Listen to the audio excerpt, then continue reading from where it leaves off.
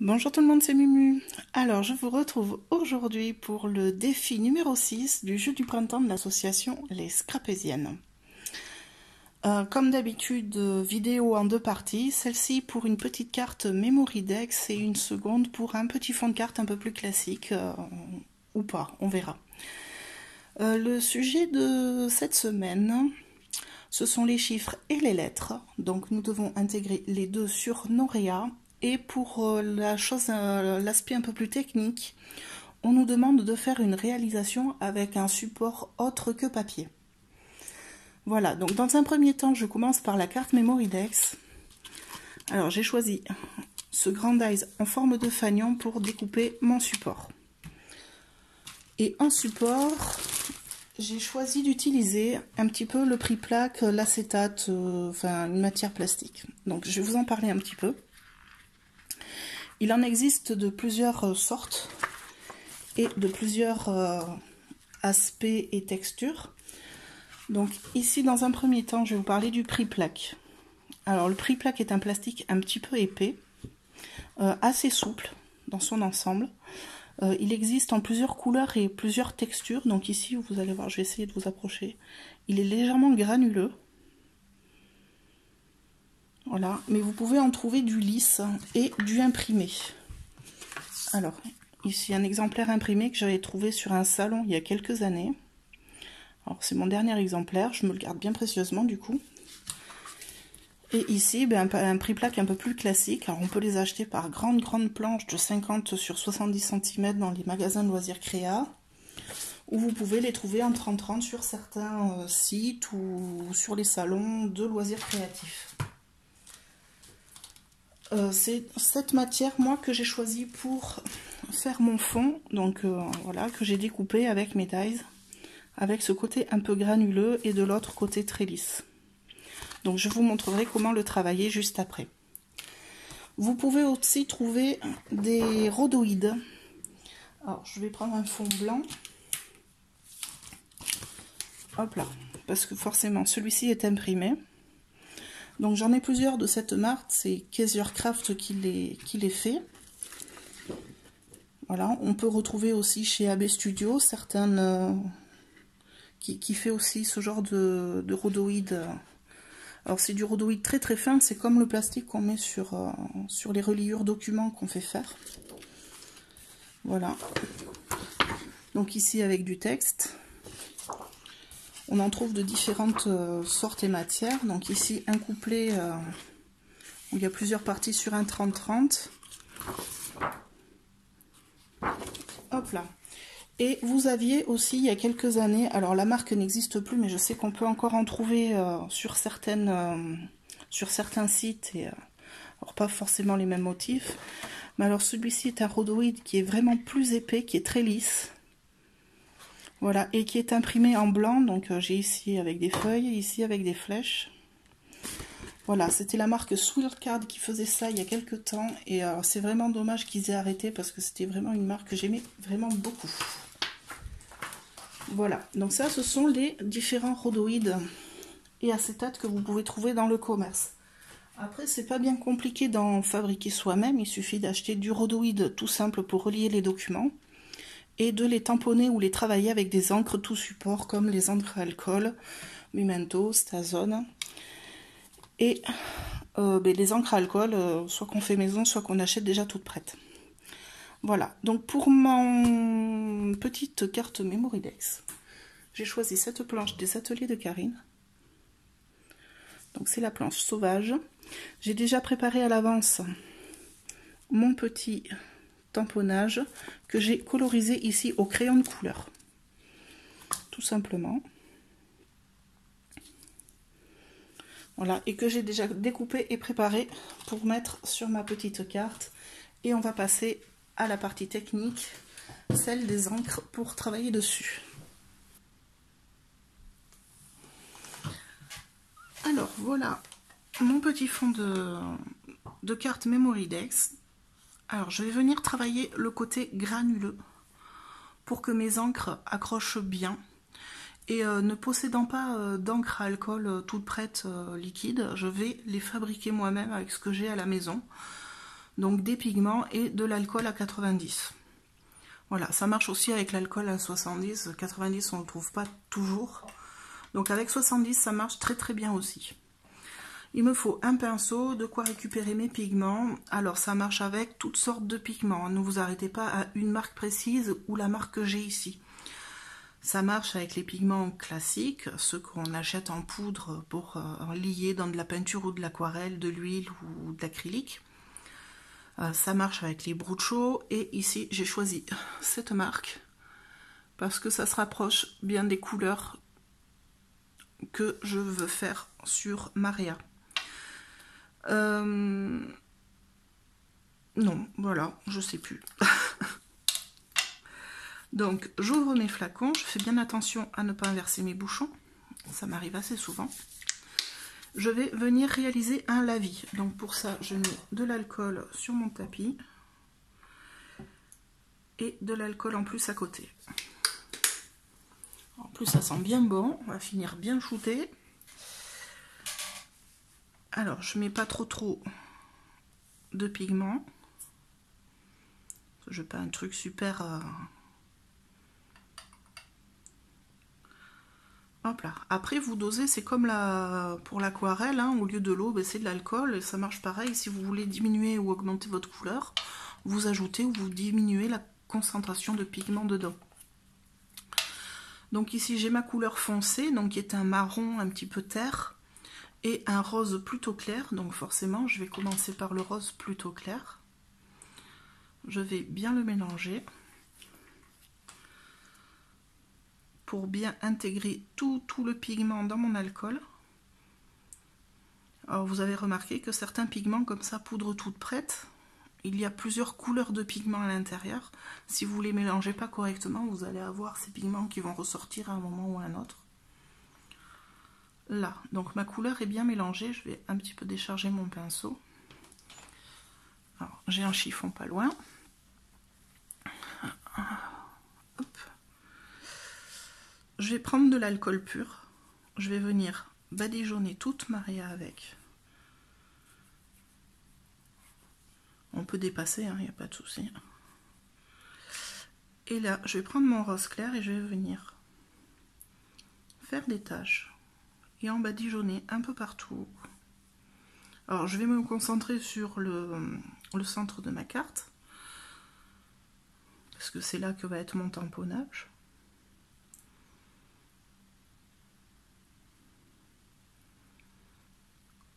Hop là. Donc là, j'ai ma couleur claire, mon rose. Je vais décharger mon pinceau, le nettoyer un petit peu dans l'alcool. Et je vais venir mélanger ma couleur terre. Donc elle, je vais vraiment prendre le temps parce que je sais qu'à l'intérieur, j'ai des pigments bleus qui ressortent assez souvent.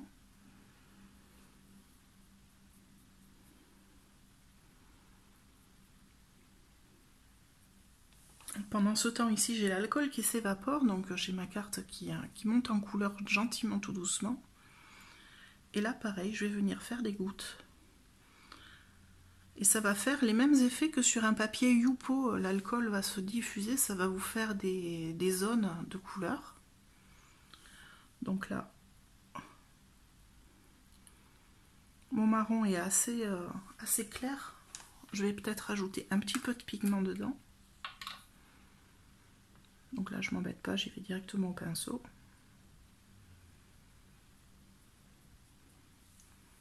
Donc là, j'ai un peu plus de couleur et de pigment.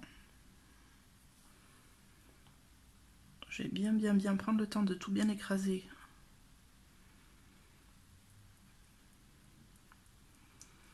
Et je vais venir faire mes taches. Alors sur le fond noir, c'est pas flagrant. Je vous montrerai après avec une feuille blanche dessous.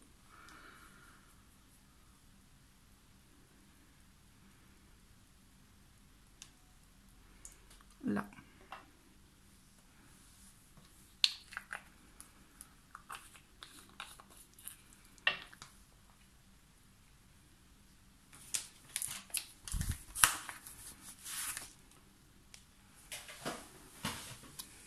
Donc voilà l'effet que ça peut donner en vrai.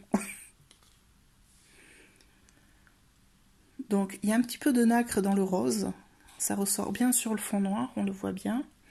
Et dès qu'on met le blanc dessous, c'est le pigment rose qui ressort, c'est très joli. Moi j'aime beaucoup, on voit un petit peu bon, le pigment bleu hein, qui ressort toujours de l'encre beige. Et là, si je prends mon pinceau et que je fais des taches d'alcool pures, vous allez voir, ça vous fait des auréoles. Voilà, une autre manière de travailler aussi votre fond. Là, donc là, moi je touche plus, je vais laisser sécher. Alors ça prend plus ou moins de temps suivant les plastiques que vous utilisez. Là, moi je pense que j'en ai pour 10 bonnes grosses minutes. Voilà, en attendant, je vais nettoyer tout ça. Alors pour le nettoyage de ce genre d'encre, produit vitre marche très très bien et c'est bien efficace. Donc voilà, donc je nettoie ça et je vous retrouve une fois que c'est sec pour le suite du travail à l'encre. Voilà, donc la petite carte est bien sèche. Donc les pigments ont continué à travailler tout le temps où l'alcool séchait. Ça m'a bien diffusé les petites couleurs qu'il y avait dans les pigments marrons. Voilà, donc j'ai un petit assortiment orange, bleu, jaune, rouge. Et le rose nacré derrière. Ça rend super joli, hein, franchement j'aime beaucoup. Donc avec mon petit tampon dessus. Ça va faire super sympa. Voilà, mais bon, il manque les chiffres et les lettres. Donc forcément, on va travailler... Oups là, pardon. On va travailler avec le tamponnage. Alors, je me suis sorti des petits tampons de la marque All Create. Je ne sais pas encore lequel exactement je vais utiliser. Donc, il y aurait celui-là. C'est le 349. Où il y a à la fois les lettres et les chiffres. Il y a celui-là aussi, mais alors il est beaucoup plus grand. Donc, je vais voir ce que ça peut donner avec mes fiches rhodoïdes que je fais. Donc voilà, c'est les petites fiches rhodoïdes qu'on utilise dans les rétroprojecteurs. Je photocopie ma feuille acétate de tampon avec le motif tampon directement dessus. Comme ça me permet de pouvoir venir voir quelle partie du tampon je peux mettre et où sur mes réas vu que c'est transparent. Et on peut comme ça voir un petit peu comment on peut travailler couche par couche avec ce petit système d'acétate qui est très sympa.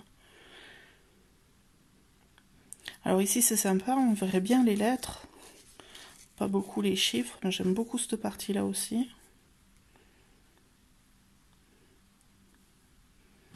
Là on aurait un peu de tout. Et bon, je le trouve un peu grand, je vais essayer avec le petit que j'ai. C'est pas le bon.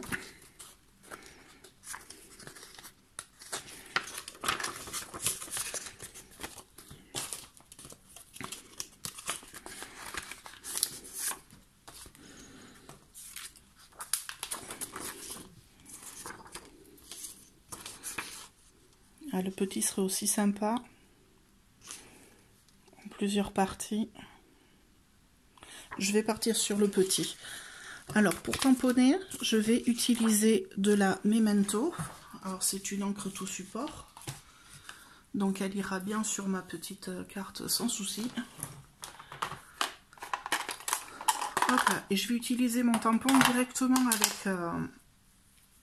avec la main. Je vais pas le monter sur le bloc acrylique. Et je vais le décharger sur ma plaque une fois ancré pour avoir le tampon, mais pas très net. Et suffisamment pour qu'on voit quand même les chiffres et les lettres sur ma réa.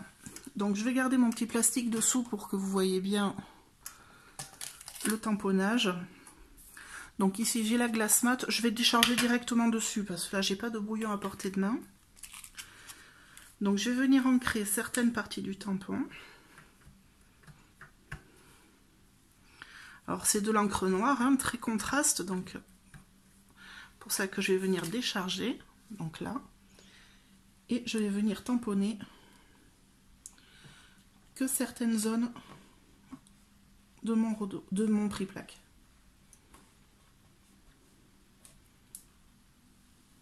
Donc la première, là je vais utiliser ici en haut.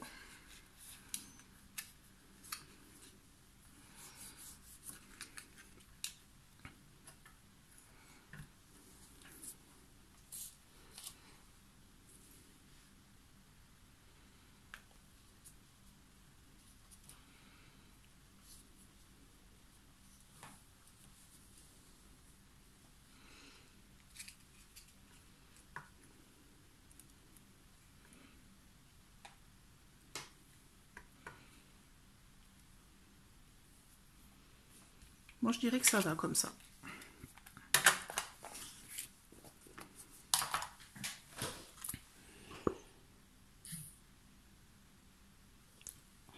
Et donc, avec mon petit tampon que je vais venir mettre un petit peu en hauteur, ça va rendre franchement super sympa. Donc là, en soi, mon fond, il est quand même vachement avancé. Donc, pour que ma carte se détache bien, je vais passer sur la tranche de mon prix-plaque un marqueur indélébile. Voilà, pour avoir une zone bien délimitée. Et je vais venir coller ma tête de zébu là en relief et ajouter quelques dots énamel, un tout petit titre ici en haut. Ça va juste être une étiquette montée sur mousse 3D et je pense que ma carte sera finie. Donc tout ça je vais le faire hors caméra hein, parce que c'est pas très jouasse hein, comme technique, c'est vraiment que du collage. Et comme d'habitude, je vous mets une petite photo à la fin. Voilà. Écoutez, je vous remercie d'avoir regardé cette vidéo. N'hésitez pas à la partager et à la liker si elle vous a plu. Et je vous retrouve dans la deuxième partie très vite. À bientôt.